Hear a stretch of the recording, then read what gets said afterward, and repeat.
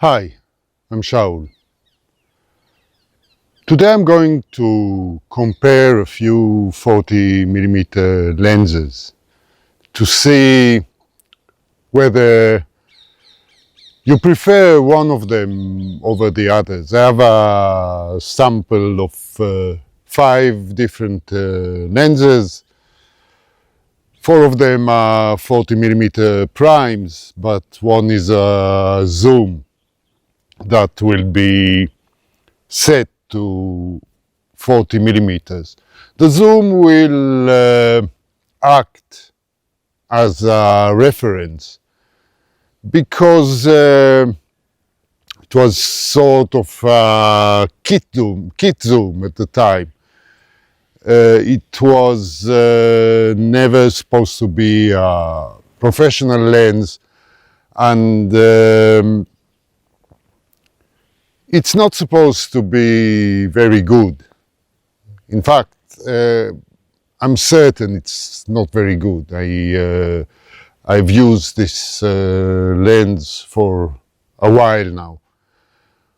All lenses will be shot at 40mm, and after you watch this video, I will ask you to fill in a survey that I will put up, in which I will ask you to stress your opinion about the poppiness of each of the 5 lenses. 40mm is a special focal length. It was never considered by the different manufacturers, or mostly not considered by the manufacturers as a mainstream focal length. 40mm primes were always made for amateurs, except when they were not. There were only a few far between examples of 40mm lenses that were made for optimal sharpness or image quality. It goes back to 1973, when Leica made Leica CL camera. It was an M-mount camera that was manufactured in Japan by Minolta, and unlike any other M-mount camera, it had 40mm frame lines inside the viewfinder. So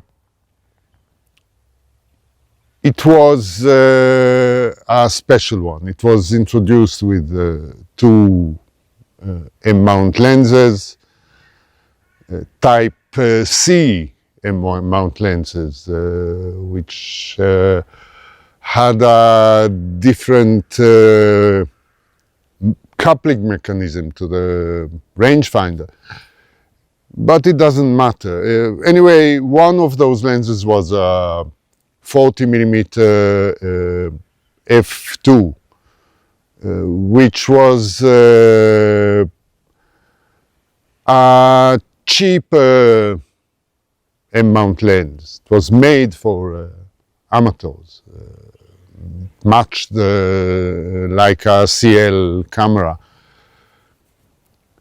Now other manufacturers made some 40mm lenses too at the time, in the 70s and 80s. Konica made the famous 40mm f1.8, and Olympus made the 40mm f2. Both of them were very small lenses. They were pancakes, in fact. later on in the digital era, a few manufacturers introduced 40 millimeter lenses or 40 millimeter equivalent lenses.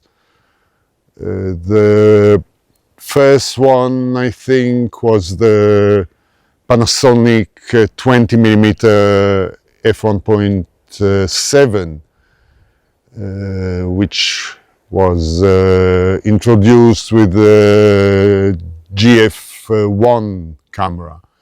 It was a rangefinder-like mirrorless camera introduced back in 2009. Shortly afterwards, Canon made its really thin, very small 40 millimeter f2.8, I think, STM for its EF mount. And later on, Fujifilm made a 27 millimeter f2.8, which was also a small pancake prime. Nikon introduced a 40 millimeter f2 around 2020. And a lot of third-party manufacturers made 40 millimeter lenses too. Famously, Sigma had the 40 millimeter f1.4 art, which is one of the sharpest lenses ever made. And it was an exception because it was specifically made for professional photographers. It was a huge chunk of a lens. It weighed, I think, 1.3 kilos and had a lot of elements, very well corrected. It was considered sharper even than other art lenses at the time.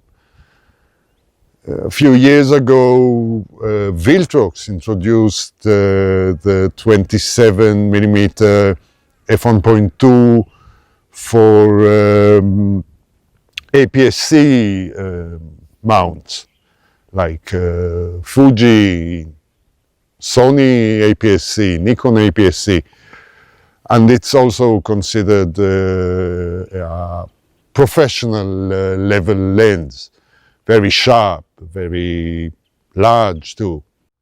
The lens filming me now is lens number 1 in this short test. All lenses in this test will be shot at f4, partly because light conditions are good and there is no point really to open the aperture. Second reason is that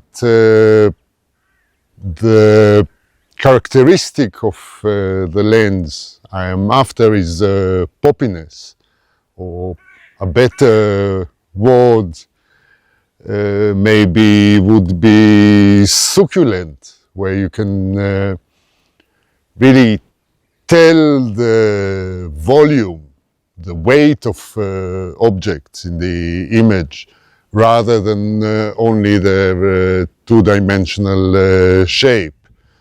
So even at f4, a poppy lens should allow some separation between objects, not based on selective focusing or selective sharpness, but based on their three-dimensional shape. Anyway, one of the advantages of 40 millimeters is that the lens does not have to contain a lot of glass, similar to 50 millimeters, but 40 millimeter lenses can be even smaller. So the lenses can be really made small and light without affecting their sharpness, their correction of aberrations too much. That makes them perhaps ideal lenses for shooting in the street, where you don't want to attract too much attention. The lens filming me now is lens number 2. Another advantage of the 40 millimeter focal length or equivalent is its natural angle of view. It is very easy to pre-visualize the framing at this focal length. You can just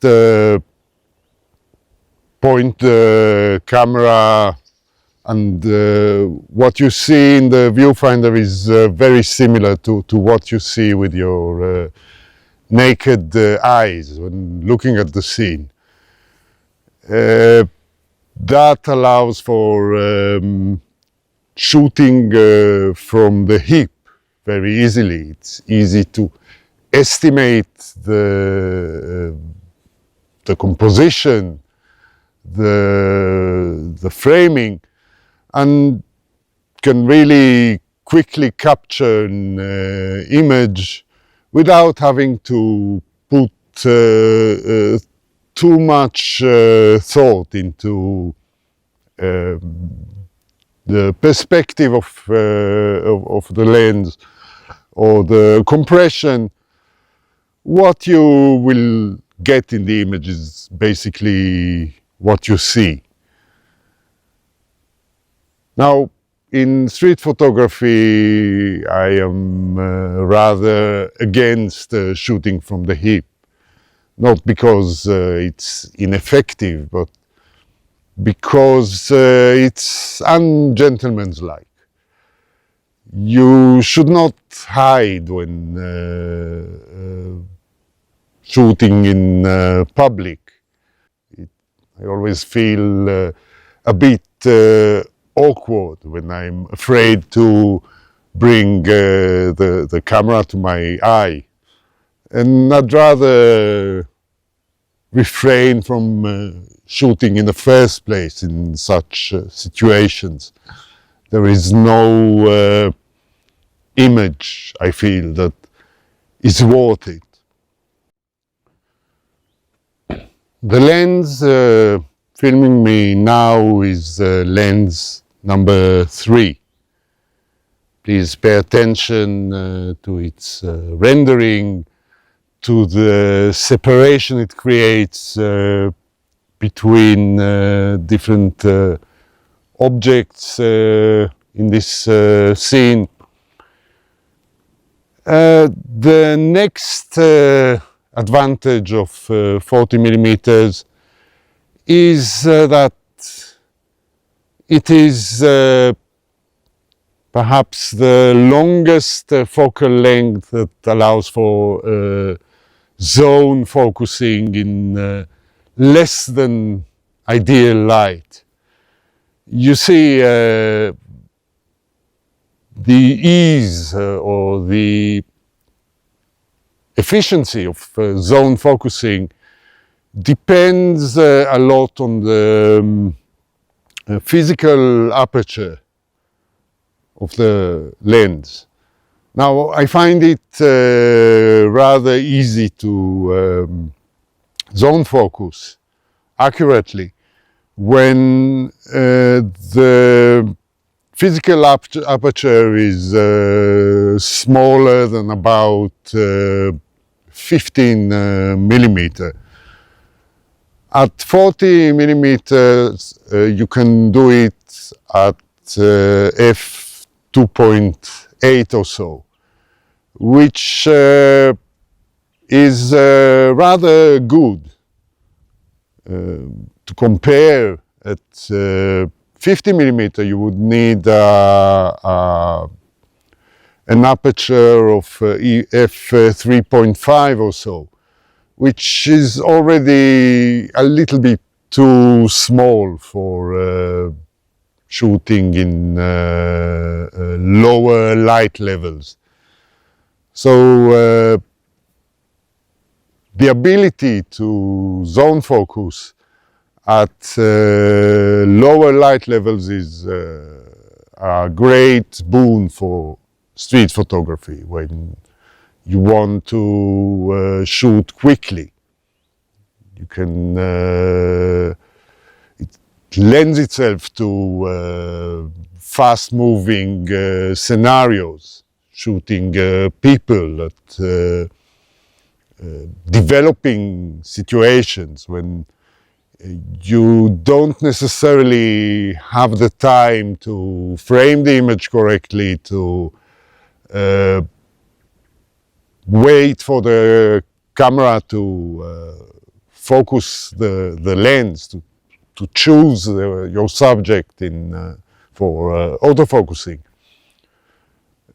So with zone focusing, you can just set the right distance on the lens's distance scale, pick the camera to your eye and just shoot. Another advantage of this focal length is for photographers who are shy and like to keep a distance between them and the subject. Now, usually they would shoot in the street with a longer lens, with a 75 or an 85 millimeter lens. I think that 40 millimeters is about the widest focal length where such shooters should still feel comfortable to shoot, due to the distance between them and the subject. It has to be between, say, 2 and 3 meters. That would allow them to work without feeling like a fish out of water. It will keep them sort of in their comfort zone still. Wider lenses will of course not allow that, because you need to shoot close up, and also because you need to take the linear perspective into account. Now I'm shooting with the lens number 4 in this little comparison. Please pay attention to its rendering, to the way it portrays the scene, to the way subject separation occurs. Again, I'm shooting at f4. So there shouldn't be too much selective sharpness. Everything in the scene, everything you see, is supposed to be more or less sharp. The other advantage of 40 millimeter lenses is its honest perspective. It doesn't create much drama through exaggerated perspective like wider angle lenses do. It's perspective is very natural. Its field of view is similar to what we see with our naked eyes, with both eyes open. On the other hand, it doesn't offer much compression. It doesn't allow you to hide some elements in the scene, to eliminate context through blurring, through selective focus. So I feel that it's an honest lens. It shows you and the viewer exactly what you see without a camera. 40mm is an unglorifying focal length. It shows you the truth. It lets you contain some context in the scene. Not as much as a wider lens like a 28mm or a 35mm, but it's not far off. The images it produces are still full of context. On the other hand, it allows you to concentrate more closely on a certain subject in the scene, showing certain details and eliminating some distractions by just keeping them out of the frame. I am now shooting with the final lens I have with me here, lens number 5.